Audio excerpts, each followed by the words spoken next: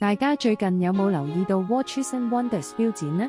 勞力士今年嘅主題係 Oyster Story， 因為今年正正就係豪式錶殼誕生100週年。故事要由1925年講起，兩位德國工匠發明咗一個可以密封嘅錶冠，用彈簧同螺管將濕氣擋喺錶殼門外。勞力士創辦人漢斯見到呢個技術就直接買咗。有一日佢食緊晚飯，正喺度撬開一隻生蠔，佢突然諗到，蠔殼一旦閉合幾乎滴水不漏，手錶錶殼保護機芯都係一樣道理。呢個食飯嘅瞬間改變咗成個製錶業。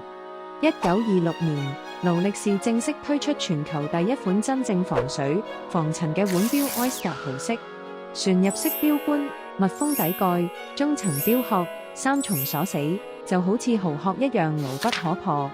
1927年，英國女泳手梅賽德斯帶住佢橫渡英倫海峽，浸喺10幾個鐘冰冷海水之後，手錶都完好如初。由呢一刻開始，一講到勞力士就離唔開防水2個字。100年後嘅今日，豪式行動、潛航者型、地通拿、日誌型全部住喺同一個錶殼裏面。